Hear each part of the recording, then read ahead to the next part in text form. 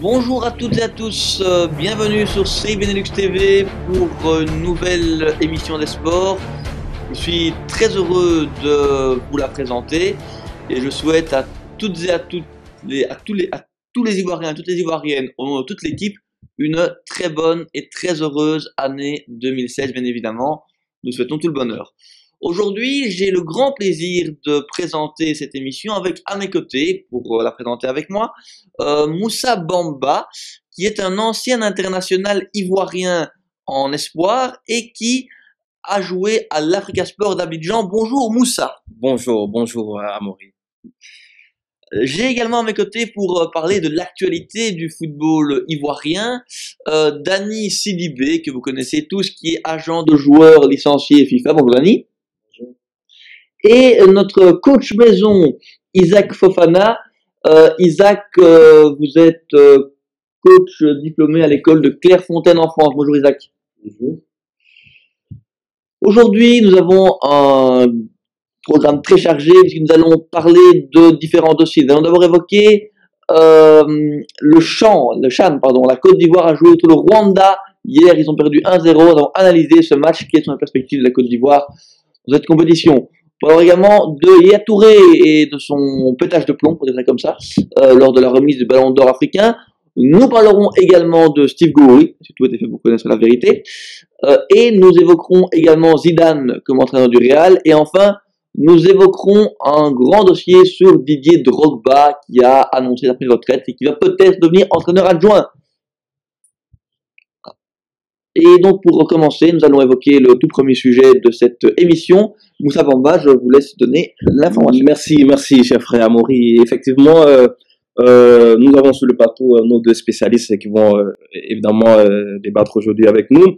Pour le premier sujet, nous allons parler en fait du CHAN. La Côte d'Ivoire, est-ce qu'elle a toutes ses chances? La Côte d'Ivoire, en fait, qui a fait son premier match et qui a perdu 1-0. Et nous allons nous adresser effectivement à notre ami Fofana pour savoir est-ce que la Côte d'Ivoire a véritablement ses chances? Peut-elle remporter cette CHAN? Bon, c'est vrai qu'elle commence difficilement. Exact. Monsieur Bala, la Côte d'Ivoire commence très difficilement avec une défaite à la clé. Il nous reste encore deux matchs contre le Gabon et le Maroc. Bon, c'est vrai que le premier match n'a pas été fameux. On prend un but sur coup de pied arrêté. Et après, bon, je pense que l'entraîneur Michel aura les mots pour convaincre ses joueurs. Bon, on a une chance de gagner la CAN. Pas la CAN, le CHAN. La CAN, on a une chance de gagner le CHAN, et bon. Voilà. Mais c'est vrai que nous sommes dans une poule quand même assez difficile, hein, Dani. Hein. Je vois que quelles sont les équipes en fait que nous avons dans notre poule. Non, mais je pense que, comme il vient de dire M. Fofana, c'est un coach, il est un peu plus spécialiste que moi. Bon, c'est vrai que j'ai été footballeur, comme tu sais. Donc, mais je pense que la Côte d'Ivoire, vous savez, c'est pas facile aussi de rentrer en liste en premier match, surtout contre un pays organisateur. Effectivement. Donc, je pense perdre 1-0, c'est tout à fait normal. Mais ils vont se relever, donc je pense qu'ils ont un très bon coach qui peut les motiver. Et je crois que la Côte d'Ivoire, ils vont s'en sortir, ils vont se qualifier. Bon, on espère pour eux, parce que n'oublions pas quand même que la Côte d'Ivoire, c'est le pays des Didier Drogba, des Yaya Touré, des grands internationaux ivoiriens.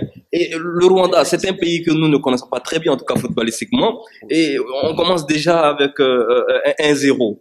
Est-ce que c'est pas déjà de mauvais augure? Non, c'est pas de mauvais augure parce que bon, le Rwanda a un deuxième homme qui est le public. Effectivement. Le Rwanda joue à domicile, ils sont motivés, c'est une première organisation pour le Rwanda. Donc voilà, ils doivent montrer aux yeux des Africains, après 10 ans de génocide, qu'ils doivent arriver à un certain niveau footballistiquement parlant, et 20 ans. Et voilà, aujourd'hui, la Côte d'Ivoire a perdu, certes, mais il va se relever et voilà. Il y avait aussi peut-être l'altitude qui joue, hein, parce que Kigali c'est assez haut, donc ça peut-être pas un petit peu désavantager les Ivoiriens, qui ne sont pas habitués à jouer. Non, c'est pas une excuse. Non, c'est pas une excuse. C'est pour toutes les deux sélections. Donc c'est vrai que c'est au Rwanda, mais les Ivoiriens aussi. Voilà, on a des montagnes chez nous, c'est pas une excuse. Et le premier match de la Côte d'Ivoire, c'est en fait contre le premier match de la Côte, le second match. Prochain match. Le prochain match. Je pense que M. Fofana, il a le programme en face. Le prochain, pense que le prochain, ça doit être contre le Gabon. Le prochain match, C'est le Maroc. c'est le Maroc. Le Maroc, évidemment. La Côte d'Ivoire, ne vous inquiétez pas pour eux. La Côte d'Ivoire, c'est une grande nation de football en Afrique. Et même, on peut dire mondialement. Effectivement. Quand vous prenez les pays, les 5 pays les plus forts en Afrique, la Côte d'Ivoire en fait partie. Donc, je pense que ils ont peut-être mal commencé, ce qui est normal, il y a la pression, c'est le premier match, et comme il a si bien dit M. Fofana, donc je pense qu'ils vont s'en sortir, et puis bon, ils vont se qualifier. Mais Moi, ouais. ça va, même dans cette équipe de la Côte d'Ivoire, dis-moi, quels sont les pointus que nous avons dans cette équipe de Côte Vous d'Ivoire? savez, moi, j'ai vu la Côte d'Ivoire en match amical lors de mon passage à Abidjan pour un tournoi des élections avec M. Fofana. Ils jouaient contre le Cameroun. Je voyais l'équipe n'était pas mal. L'équipe était très bonne, ils étaient en place. Mais bon, il faut signaler, ils avaient un joueur qui jouait un énorme milieu défensif qui s'appelait Sangaré. C'était un des joueurs clés de l'équipe. Parce que bon, il a même pu faire qualifier, enfin, marquer le but d'égalisateur pour égaliser au Ghana. Non, la réduction, je crois. La réduction, c'est ce qui a fait que la Côte d'Ivoire s'est qualifiée au retour contre l'équipe nationale du Ghana, contre les Black Stars. Donc aujourd'hui, il a laissé à 12, mais je pense que je ne sais pas. Il a à cœur sûrement de se revoir pendant ce chat. Parce que j'ai vu la Côte d'Ivoire lors du match contre le Ghana, au stade de Chambroux. J'ai vu le match, la Côte d'Ivoire était en place. Oui. C'est une très bonne sélection, Oui. mais l'élément essentiel, ce que M. Sidibé vient de dire, Oui. est très important. Le jeune Le Sangaré, Sangaré, oui. qui n'est pas là, je ne sais pas maintenant, parce que le jeune Sangaré ratissait pas mal de ballons. Oui, Bon, je ne sais pas pourquoi il n'a pas été appelé. Ça, je ne sais pas. C'est un très bon milieu de terrain. La Côte d'Ivoire en place. Là, ça me semble faire défaut. Avec juste une poule. Prochain match, donc c'est le Maroc. Ça fera une belle opposition de style. On va passer des Rwandais qui sont assez physiques, je pense, avec des Marocains. On sait que c'est très technicien. Ça va jouer à 100 à l'heure avec les Marocains. Avec les Marocains, on sait que c'est une équipe qui aime bien jouer au sol comme ça. Ça va être très particulier. Oui, j'ai vu le match du Maroc hier face au Gabon. Bon, c'était un peu brouillon. Bon, c'est le premier match, donc les mises en place sont pas trop respectées. M. Bamba va vous le dire. Les premières mises en place sont pas respectées. Bon, on joue un peu à l'abordage. Bon, je pense que le deuxième match, ça sera maintenant calculé sur le terrain. Et on verra. C'est pas le même style. Le niveau du championnat du Maroc est très élevé par rapport au niveau du championnat de Côte d'Ivoire. Maintenant, il faut qu'on se pose la question, comme c'est des joueurs locaux, on verra ce que ça va donner physiquement. Parce que sinon, on a commencé le championnat un peu plus tard. Voilà, donc il y a ce facteur-là aussi qui est là. Oui, mais c'est quand même. On part jouer le Chan. On commence le championnat un peu plus tard. C'est pourquoi? C'est quoi les raisons? Les raisons, c'est simple. Il y a des élections chez nous. Oui. Bon, par rapport aux élections, sûrement, on n'a pas voulu que le championnat reprenne à temps. Oui. Je pense aussi que c'est la faute aussi à la FIF. Parce que oui, c'est la faute à la FIF. Et c'est quoi la faute à la FIFA? Qu'est-ce qui n'a pas marché en fait? Qu'est-ce qui n'a pas marché? Bon, je pense que il y a des clubs, dès le début du championnat, il y a eu des boycotts. Je ne sais pas si vous êtes au courant. Vous nous informez? Certains clubs à Abidjan, parce que depuis mon départ à Abidjan, je suis vraiment le championnat de Côte d'Ivoire avec M. Sidibé, parce que il y a des matchs qui ne sont pas rendus sur le terrain. Voilà, sur le terrain. Il y a du Bouillon qui n'a pas pu se rendre. Il y a pas mal de clubs. Oui. Voilà, donc ça nous pose un peu problème par rapport aux joueurs. Quelles sont réellement la qualité et la forme physique de ces joueurs-là? Parce que ça, c'est une compétition internationale. Eh bien, c'est un championnat. Eh bien, c'est tout cas, on verra ça avec grand intérêt le prochain match dans 3 jours contre le Maroc. Le deuxième sujet que nous allons aborder, c'est un tout autre sujet, c'est Yaya Touré, puisque vous savez qu'on reste dans le football africain. Yaya Touré était nominé avec Aubameyang et André Ayew pour savoir s'il allait gagner le Ballon d'Or africain ou pas. Bon, le problème, c'est qu'il n'a pas gagné. Il était deuxième avec Aubameyang et on peut dire les choses comme elles sont. Il a littéralement pété les plombs. C'est pas vraiment dans l'habitude de notre Yaya, assez calme, parce que Aubameyang a gagné. Il trouvait que c'était lamentable. Il a tiré à boulet rouge sur la CAF. Bref, la question que j'ai envie de poser, c'est, je la pose à Dani Sidibé. Est-ce que Yaya Touré avait raison de sauter une case comme ça? Monsieur Mori, je crois que Yaya Touré n'avait pas une raison. Bon, moi, ça m'a été un petit peu surpris d'après ce que j'ai lu par rapport à sa déclaration. C'est une déclaration qui ne devait pas venir de lui. Parce que à la base, c'est une personne très calme. Je pense qu'avoir remporté déjà 4 trophées, 4 ballons d'or, tu n'as pas réagi comme ça, même si tu es en colère ou bien si tu es dessus. Réfléchis d'abord, essayer de parler avec tes conseillers à la communication avant de faire une déclaration. Donc, c'est une déclaration, vraiment, moi je suis très très déçu. Je suis déçu par rapport à ce qu'il a dit, par rapport surtout au continent africain. Il n'a pas dit des mots comme ça. Donc, on reviendra pour ça aussi. Mais moi, je suis vraiment, j'avais en discuté un petit peu avec M. Fofana. Pour dire que vraiment, c'est vrai que c'est un Ivoirien, je ne connais pas le joueur, mais bon, je pense qu'il a mal parlé. Non, monsieur Sidibé, je vais vous couper la parole. Monsieur Yaya n'a pas mal parlé. Il a dit tout simplement, c'est un gagneur, c'est un battant, c'est un combattant.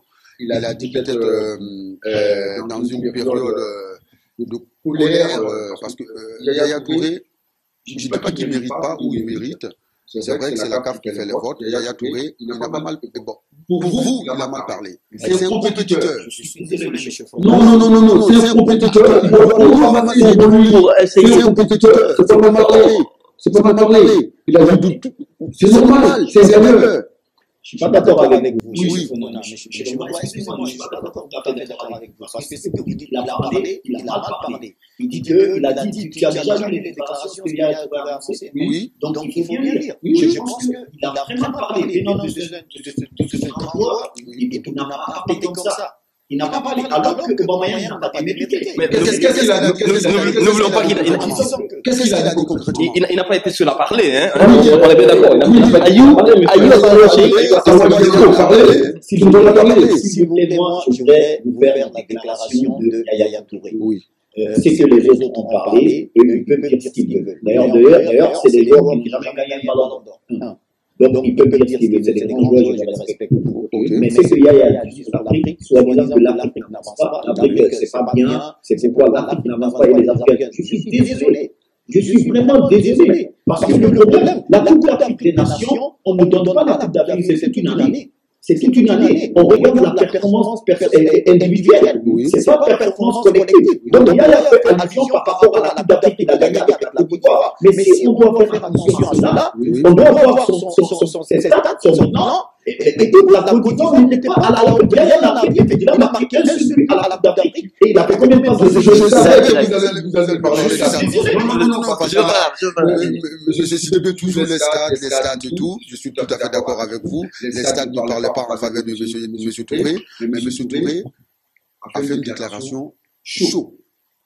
À chaud, Voilà, il était vraiment là, il a fait une déclaration à chaud, donc il faut qu'on comprenne ça aussi. C'est un compétiteur, monsieur. Excusez-moi, monsieur Fofana, il est un compétiteur, mais quand tu es un compétiteur, il faut savoir aussi perdre. Parce que moi j'ai l'impression qu'il n'a pas été fair play par rapport à ce qu'il fait. Il n'a pas du tout été fair play. Alors qu'il devait faire une déclaration sur son jeune frère, un Africain qui a gagné. Il doit le féliciter tout pour un final. Lui, il a gagné la Coupe d'Afrique, ses ballons d'or par rapport à ses performances de City. Donc, s'il parle aujourd'hui, la première, c'est à Barcelone. Après, excusez-moi, ok, la première, c'est à Barcelone, mais si je te trompe, il a gagné un club. Ce n'est pas avec la Côte d'Ivoire, parce que si tu prends le bilan de Yaya Touré en Côte d'Ivoire, je suis désolé, sur 10, on lui donnera 5, ou on lui donnera 4. Donc, je suis vraiment. C'est fort comme déclaration, parce que la Colère était un joueur de l'éléphant. Attendez, s'il vous plaît, monsieur, il le sait bien, monsieur Fofana sait bien, que Yaya Touré, c'est que Yaya Touré a été même critiqué par les supporters ivoiriens. Monsieur, Il a été critiqué par la monsieur, on va faire de lui, c'est l'élection. C'est ce que les entreprises disent. Bien sûr que oui. D'accord. Il n'a pas fait une déclaration comme ça. Mais, attendez, monsieur Sidibé, quelqu'un qui gagne la Coupe d'Afrique des Nations, qui est le meilleur joueur de Manchester City, le mieux au monde, avec 12e meilleur joueur du monde. ouais, 12 joueurs du monde, parmi toutes ces stars, je respecte ce monsieur. Si vous voulez, je le respecte. Je le respecte pour tout ce qu'il a fait et tout ce qu'il fait faire, tout ce qu'il continue encore à faire. Je le respecte, monsieur. C'est un très très grand joueur. Mais je veux te dire par là que la déclaration de Aubameyang, moi j'ai aimé la déclaration de ce qu'il a dit au Aubameyang. Parce que Ça m'a. Oui, mais écoutez, il n'a pas voulu communiquer. qui n'a pas répondu à la déclaration de ce qu'il a dit. Attendez, si Aubameyang a été meilleur joueur avant d'aller à Dortmund, il a été meilleur africain dans le championnat français. Et aujourd'hui, si je comprends bien, si Aubameyang a été africain, je n'ai pas dit meilleur joueur africain en France. Et aujourd'hui, le joueur, si tu regardes ces il a été meilleur joueur africain, c'est-à-dire je ne discute pas de talent, je ne remets pas de talent de Yaya Touré. C'est sa déclaration qui choque. C'est sa déclaration qui choque le peuple africain, en fait, certaines personnes. Donc, moi, je pense que le monde sportif. Ilak Fofana, je veux juste revenir sur un point du débat, parce qu'on parle beaucoup de déclaration de Touré. Yaya Touré, apparemment, et André Ali aussi, on peut pas dire qu'il est le troisième nominé, a protesté contre un autre point. Apparemment, il y a eu un petit problème au niveau du vote, c'est qu'il y a une dizaine, 11 pays africains qui sont carrément retirés. Vous voulez expliquer aux Belges qui nous regardent, parce que vous avez regardé aussi par les Belges, comment ça se passe? Il faut savoir que en Ballon d'Or, il y a combien de pays à la CAF? 55 pays à la CAF, 54 plus exactement.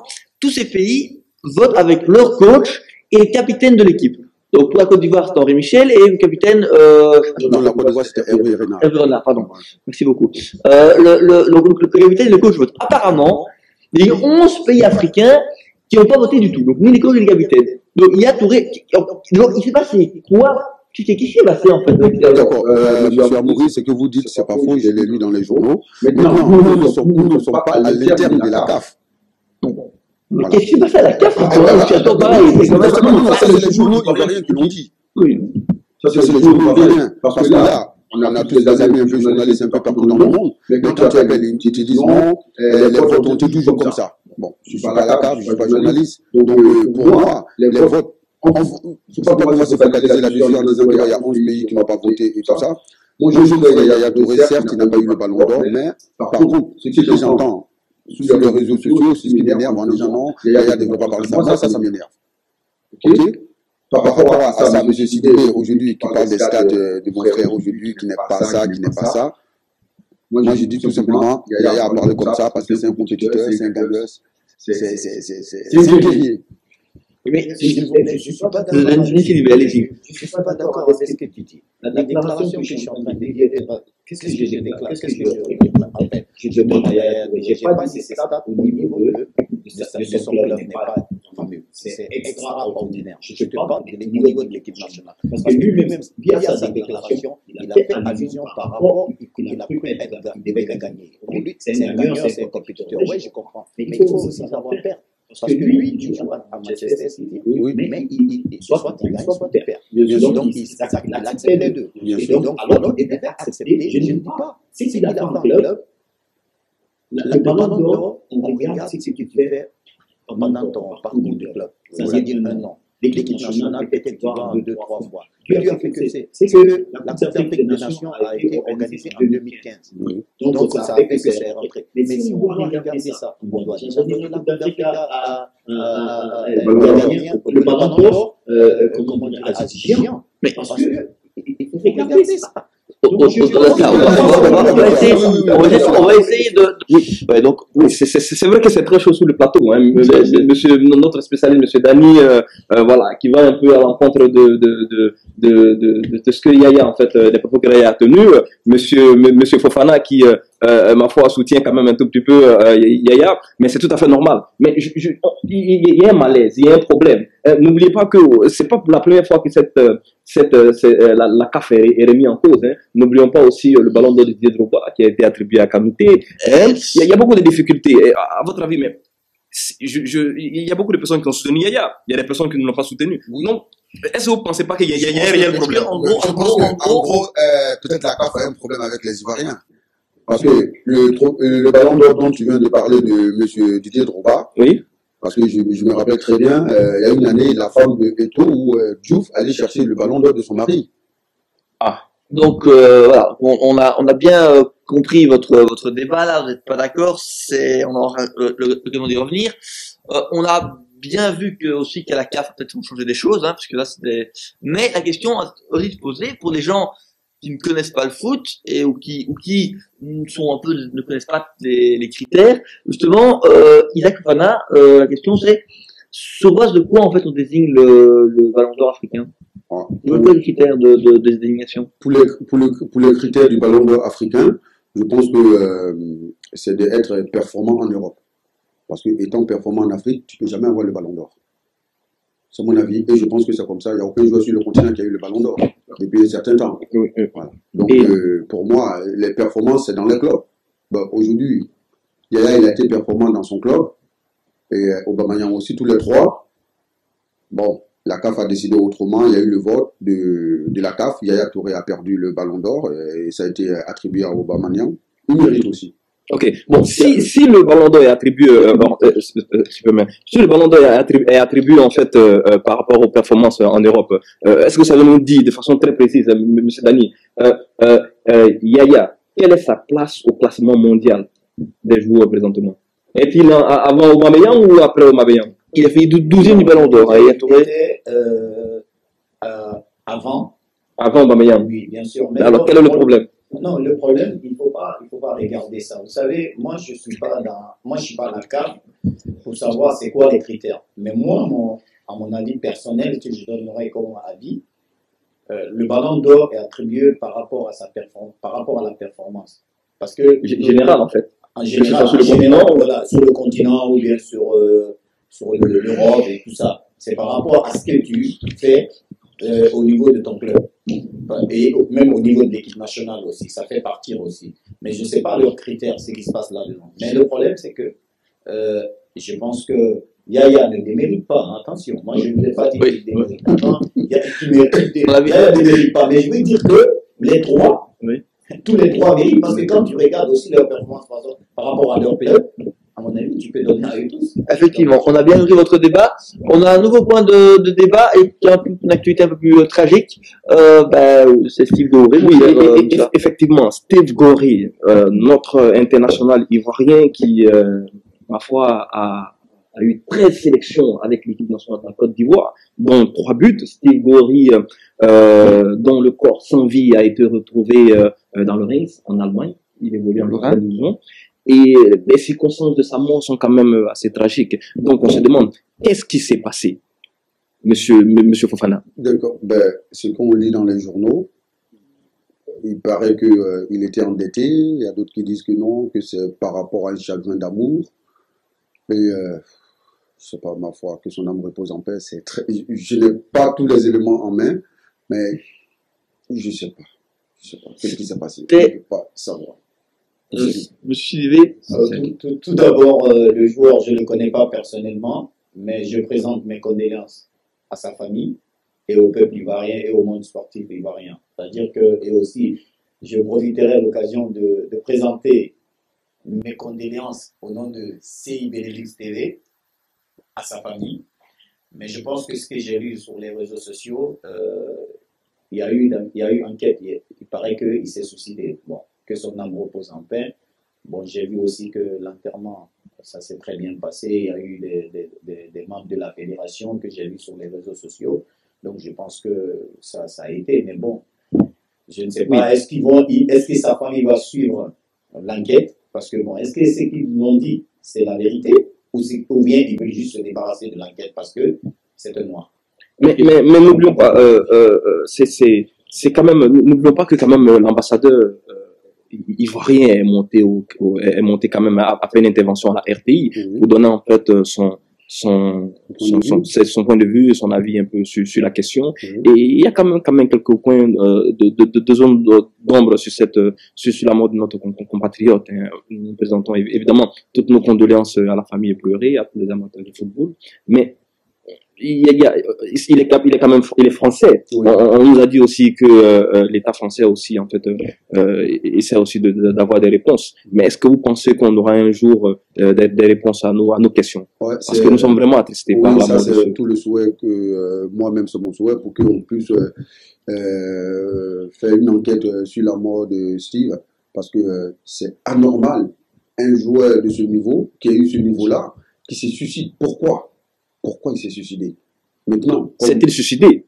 S'est-il suicidé, comme il l'a dit? Maintenant, bon, comme il avait la nationalité française, j'espère que la France va mettre une pression sur l'Allemagne pour voir vraiment qu'est-ce qui s'est passé.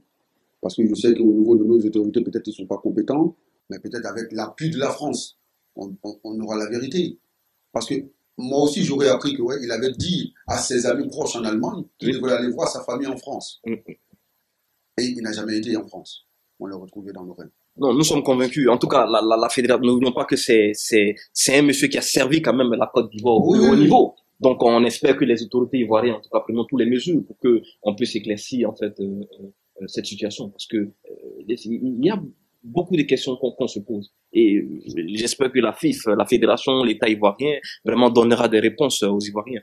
Vous pensez qu'ils iront vraiment jusqu'à nous faire sortir vraiment, nous donner vraiment ce qui ne va pas, ce qui n'a pas marché? Monsieur Bomba, on espère tous, hein, mais bon, le problème, vous savez, l'enquête a été déjà rendue publique, c'est-à-dire qu'il a été suicidé, il s'est suicidé. Donc, je pense que, est-ce que la Fédération ivoirienne de football va suivre encore? Comment il s'est suicidé? De revivre. Ça, on ne sait pas. Donc, moi, je ne suis pas dans l'enquête pour savoir ce qui s'est passé, mais c'est peut-être la FIF qui devait communiquer.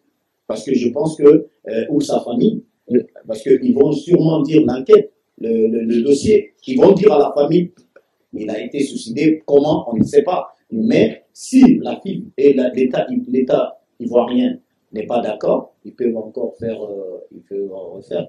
Parce que l'autopsie ne montre rien. L'autopsie a été faite par des spécialistes allemands. Oui. Et bon, maintenant, est-ce qu'il y a eu violence? Violence, il paraît non, qu'il s'est suicidé. Bon, maintenant, l'État ivoirien a fait quoi? Parce qu'il faut des experts aussi chez nous pour... Ouais, une contre-expertise, en fait. Une contre-expertise pour voir vraiment si c'est que les autorités allemandes ont dit, si c'est la vérité ou pas. Vous voyez, parce que c'est vraiment dommage, on ne saura pas la vérité. Okay. Pour l'instant. Pour l'instant. Ouais. C'est vraiment tragique.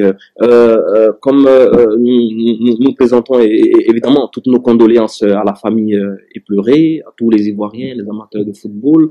Et Steve Gori fut en tout cas un joueur vraiment brillant. Il a servi la Côte d'Ivoire au plus haut niveau. Et nous, en tout cas, nous présentons toutes nos condoléances à sa famille. Adieu champion. Adieu champion. C'est un ancien grand éléphant qui nous quitte et nous faisons toutes nos condoléances à sa famille. Un autre sujet plus joyeux que nous nous présentons. On va partir en Espagne pour le sujet suivant. Vous savez, Zinedine Zidane est devenu entraîneur du Real. Certains diront que le Real s'est décidé sur un coup de tête, mais tout est-il qu'il a bien débuté son mandat à tête du Real. Il n'a aucune expérience, Zidane, hein, comme entraîneur principal. Alors, est-ce que le grand joueur fait automatiquement le grand entraîneur? Est-ce qu'il peut s'imposer comme un grand coach dès sa première expérience dans ce qui est peut-être l'un des plus grands clubs du monde, donc un des plus difficiles à entraîner? D'accord, Fana, votre point de vue sur cette arrivée de Zidane Je me félicite beaucoup de l'arrivée de Zidane à la tête du Real de Madrid, parce qu'il connaît bien la maison. Et il a côtoyé pas mal de grands entraîneurs. Et quand j'entends certaines personnes qui disent que non, Zidane n'a pas d'expérience, mais il faut commencer quelque part un jour. Comme on fait la génération 98. Laurent Blanc, il avait commencé où? À Bordeaux. Deschamps, il a commencé où? À Monaco. Oui, peut-être Bordeaux, c'est pas le Real de Madrid. Il y a plein de questions à Bordeaux-Real, je veux dire. C'est un grand club en France. Et oui, en France. Ben, on parle de la Liga. C'est l'un des meilleurs clubs au monde, mais il fallait qu'il commence quelque part. On sait qu'au Real, il y a une pression qui est énorme. Il est préparé à ça. Il a été agent de Carlo Ancelotti, l'un des meilleurs entraîneurs au monde. Il a côtoyé pas mal de grands entraîneurs. Un entraîneur, c'est quoi? Il y aura des hauts, il y aura des bas, comme tout le monde. Est-ce que, et là je vais élargir le débat à notre ami Denis Sidivé, est-ce que Zidane, on sait qu'être coach, c'est aussi être fin psychologue. On sait que Zidane va avoir à gérer un vestiaire avec des stars, Ronaldo, Kroos, Benzema, Bale, qui sont pas toujours faciles à gérer, hein, c'est compliqué de gérer des égos comme ça. Est-ce que aussi Zidane savoir gérer toutes ces concentrations d'étoiles dans le vestiaire du Real? Oui, monsieur Amoré, bon, je pense que sur ça, il n'y aura pas de problème d'abord. Hein.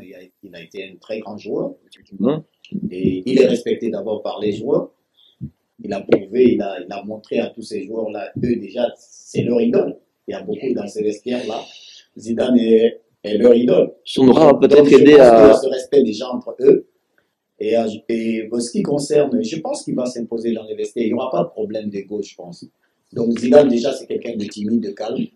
Désolé de le dire, il n'est pas comme Mourinho. Comme Mourinho, ça pour le moins. C'est lui qui veut être star. Donc je pense que ce n'est pas le cas de Zidane. C'est ni Mourinho ni Klopp. Ce qui concerne sa réussite à Madrid, comme M. Bamba a dit, ça ne serait pas aussi facile. Parce que vous savez, il a fait son entrée très bien, il a bien débuté. Mais attendons. Attendons peut-être. La Coronia, c'est pas Barcelone. Voilà, il va peut-être falloir attendre. Non. Donc, Attention, monsieur Sidibé, le championnat, c'est suivre un club. Il faut gagner tous ces matchs. Vous allez me dire, ouais, Barcelone, Atlético de Madrid et tout, il peut perdre des matchs et il peut être champion. Vous êtes d'accord avec moi? Je suis entièrement d'accord. Ouais, d'abord, maintenant, il gagne son premier match 5-0. Commencez à dire, non, attendons, oui. C'est ce que j'ai dit. Il va avoir des moments que, voilà, il va perdre des matchs. Oui, mais excuse-moi, je n'ai pas dit que. Ouais, attendons, Barça. Attention, je n'ai pas dit, je le respecte, je souhaite qu'il réussisse. Mais le problème, c'est que je vais te dire, vous savez, le Real, les supporters sont très exigeants. Oui. Sinon, son prédécesseur, excusez-moi, pardon. Ben, et si tu regardes son bilan, c'est pas mauvais. Oui, je suis d'accord. C'est pas mauvais. Oui. Donc, sauf que le Real. Sauf que c'est le Real. Mais ils veulent le jeu. Ils veulent du jeu. Oui. J'espère que Zidane va les donner du jeu. Mais il faut faire attention parce que aussi, c'est un entraîneur. Pour moi, il a été un grand joueur. Mais être un grand entraîneur, ça, c'est un point d'interrogation. Là, on est tous d'accord. Maintenant, tous les grands joueurs n'ont pas été tous des grands entraîneurs. Ça, je suis d'accord avec vous. Mais il y a des grands entraîneurs qui n'ont pas été des bons joueurs. Vous êtes d'accord? Bien sûr. Ben, voilà. On a un exemple avec Francky Dury en Belgique, qui voilà, qui n'a pas très bien joué, mais qui a failli mener tout type de champion. Merci. Et Vanazobro avec de la Gantoise. Voilà. Donc aujourd'hui, Monsieur Zinedine Zidane, moi je suis tout à fait sûr de quelque chose, qu'il va réussir dans ce métier-là. Mais juste on va peut-être pour avoir le point de vue sur Zidane, on sait qu'en Liga, même si c'est un grand joueur, même dire à part le Barcelone, Atlético, Valence, il y a beaucoup de gros décalage entre les équipes. Le premier test, ça va être ce 8e de finale contre la Roma de Gervinho d'ailleurs, où là vraiment voir tactiquement, c'est normalement parce que avec la Roma, l'opposition va être à la phase sportive, mais aussi tactique. On sait que le nouvel entraîneur des Romains, Spalletti, c'est parfaitement disposé, c'est pion, c'est italien, hein, tactiquement aussi, ils sont très bons pour ça. Donc le premier test, Monsieur Fofana, ça va être ce 8e de finale contre la Roma au mois de février. D'accord, je suis tout à fait d'accord avec vous. Si c'est le schéma tactique, je pense que Zidane a connu pas mal de grands entraîneurs. Si c'est le schéma tactique, il n'y a pas de problème sur ça. Maintenant, qu'est-ce qu'il peut dire dans les vestiaires qui peut convaincre les joueurs? Vous voyez ce que je veux dire? Oui. Mais maintenant, le schéma tactique, tout le monde peut mettre un schéma tactique en place. Maintenant, c'est de convaincre ces joueurs. Comment il faut les parler en ce moment-là? Parce que le schéma tactique, il a côtoyé qui? Pas mal des grands entraîneurs. Le champion du monde, comment il s'appelle, l'italien là, Lippi, et Carlo Ancelotti, pas mal de grands entraîneurs. Donc aussi Mourinho, si c'est le schéma tactique, il n'y a pas de problème. Zidane va mettre un schéma en place pour contrer les Italiens ou pour avancer. Et je pense que avec la vision de jeu de Zidane, je pense que c'est un joueur qui ne sera pas c'est un entraîneur qui ne sera pas beaucoup défensif parce qu'il aime le jeu ouvert. Donc on va voir, selon vous, M. Tibé, un Real qui va jouer, qui a produire, essayer d'aller vers l'avant. Je pense que ce qu'il a dit, M. Fofana, il n'a pas tort, mais ils vont produire du jeu. Mais le problème, c'est que moi, j'ai vu le premier match de Zidane. Bon, j'ai remarqué que il y avait un peu de vide au milieu de terrain.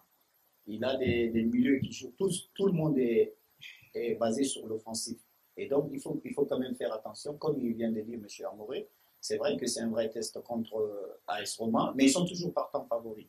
Mais bon, maintenant, il faut voir quelle tactique il va mettre en place, vu qu'il a envie de jeu, et alors que c'est les 3 points, c'est la qualité. Oui, mais vous et moi, on en a parlé la dernière fois après la victoire du Real de Madrid. Vous m'avez parlé, parce que je vois encore vous venez là-dessus, vous m'avez parlé de ce fameux milieu de terrain vide, mais c'est contre qui?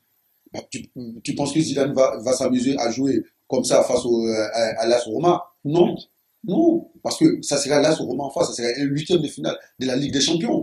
Il va changer de système. Je l'espère. Mais Oui. parce que, on va être très rapide, mais ce que me disait Fofana, ce qui peut ne pas porter à conséquence contre, avec tout le respect, la Corogne ou l'Evante ou que sais-je, ça peut porter à conséquence la Roma qui est comme une opposition à tout haut niveau. Et c'est ça que monsieur Sidibé voulait dire. Oui, mais bon, je vais vous dire quelque chose. Il y a une génération d'entraîneurs de 40 à 45, 47 ans qui sont pas défensifs actuellement.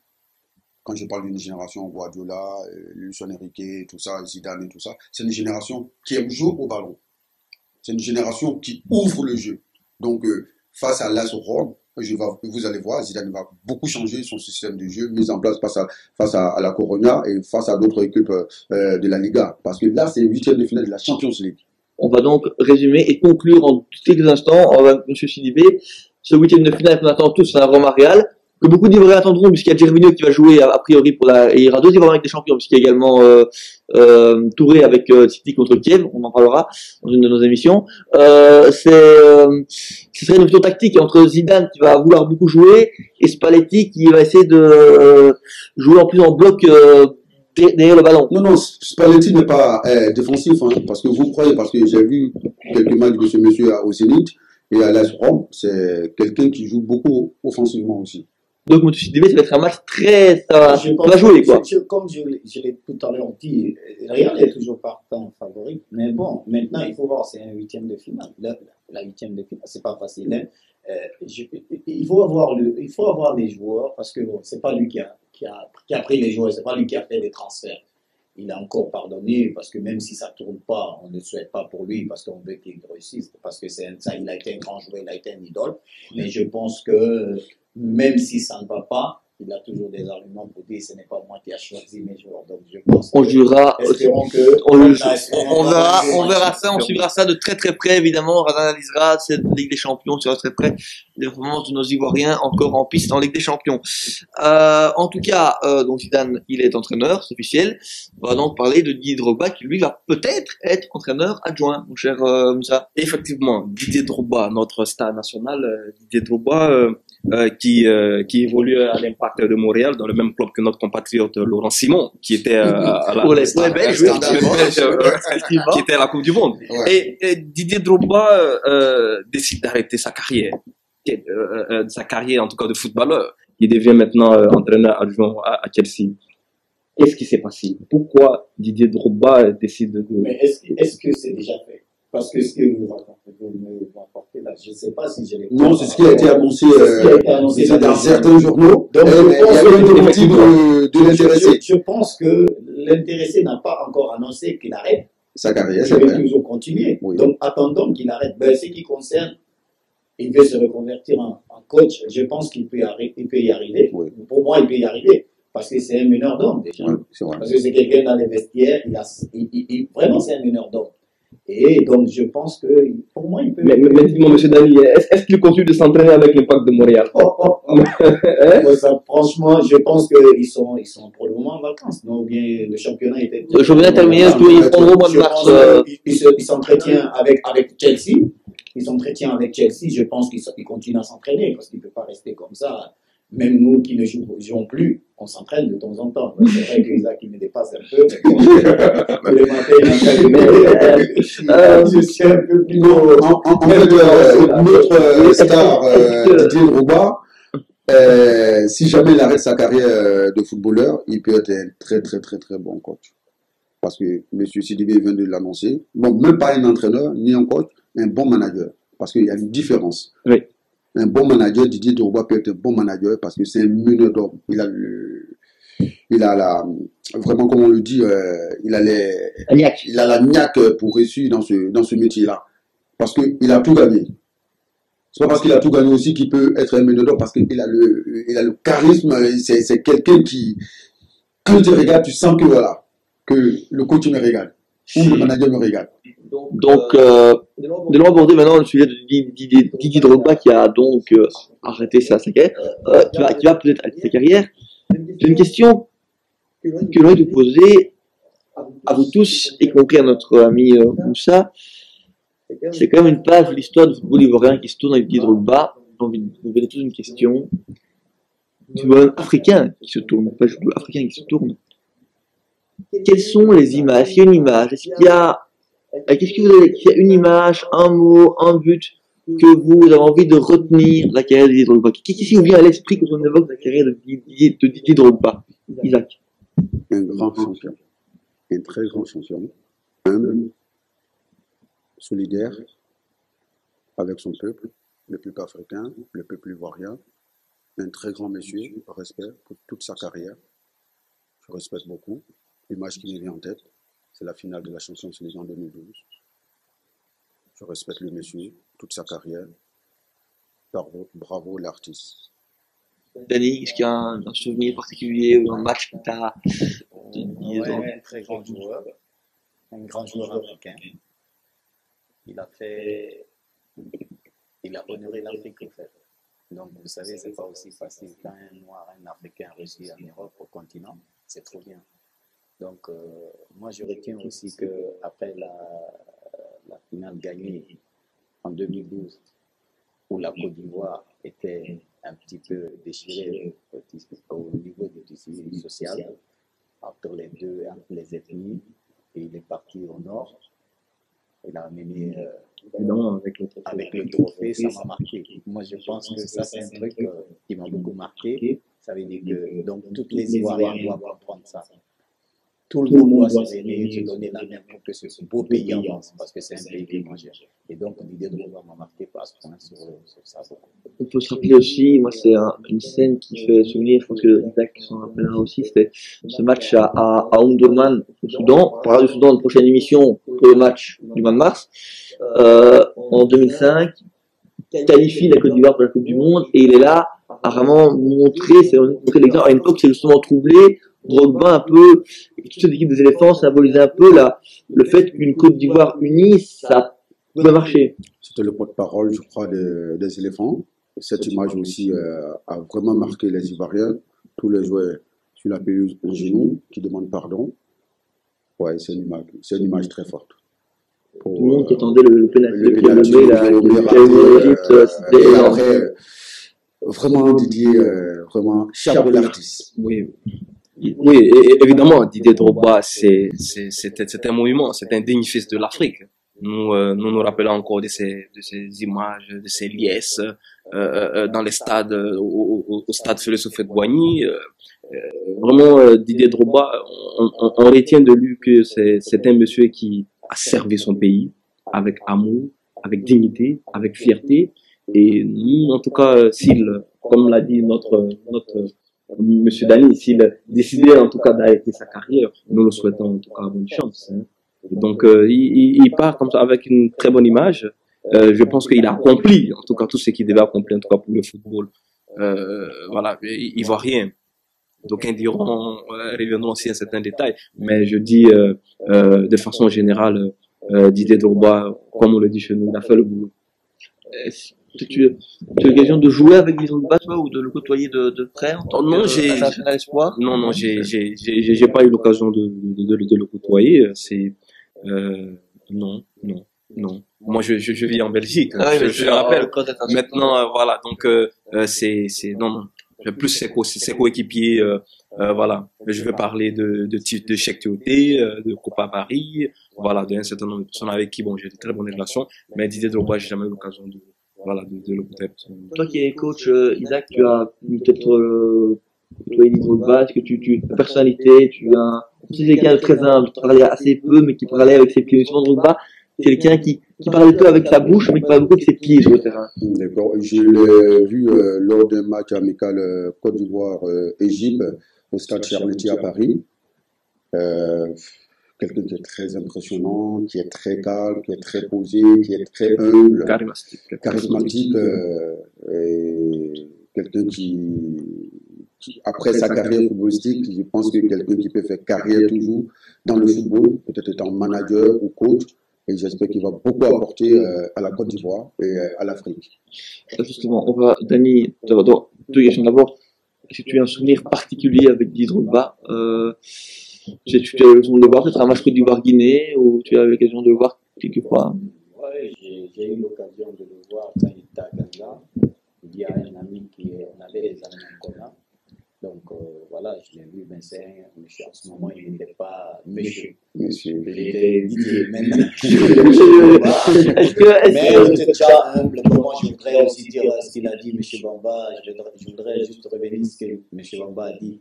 Didier, M. Drogba, c'est la fierté pas seulement de la Côte d'Ivoire, c'est tout un continent africain. L'Afrique, quand vous allez au Cameroun, en Guinée, il y a même des jeunes qui s'appellent Didier Drogba. Donc c'est vraiment, les gens, ils sont contents, ce qu'ils font en Europe ici. Vraiment, on est fiers d'eux, on les remercie, ce qu'ils nous ont montré, ce qu'ils nous donnent, et j'espère qu'ils vont encore donner à la Côte d'Ivoire et au continent africain. On va encore apporter beaucoup de choses pour le continent et pour son propre pays.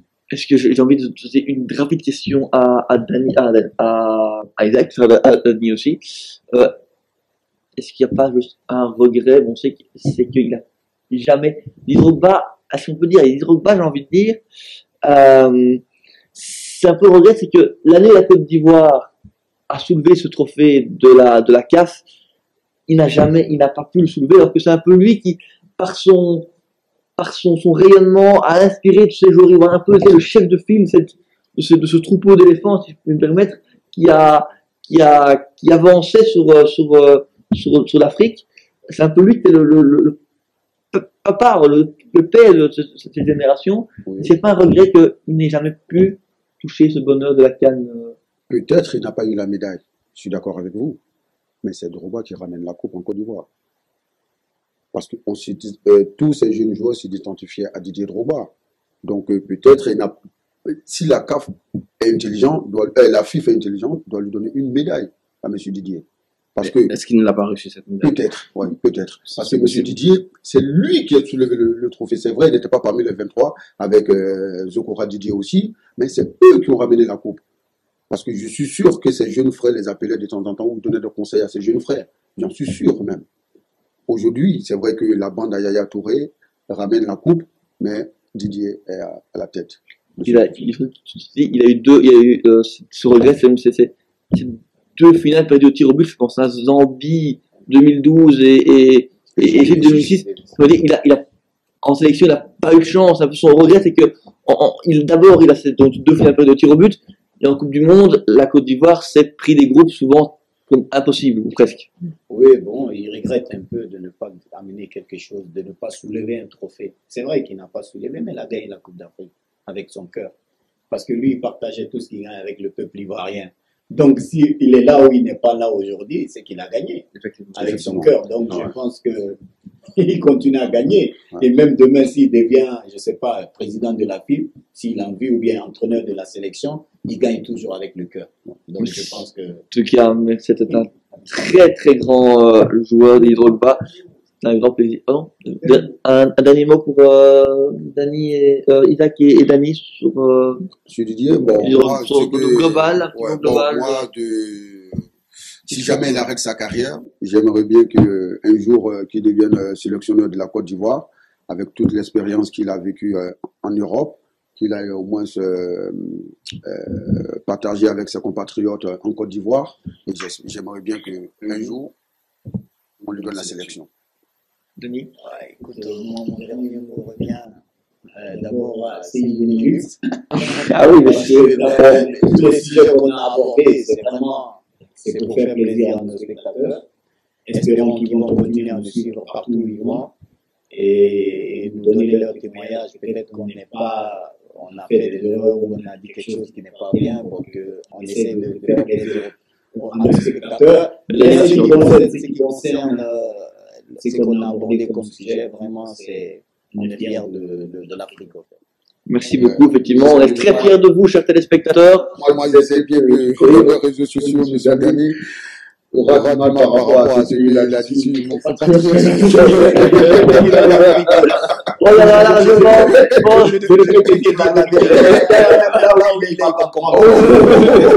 on transmettra,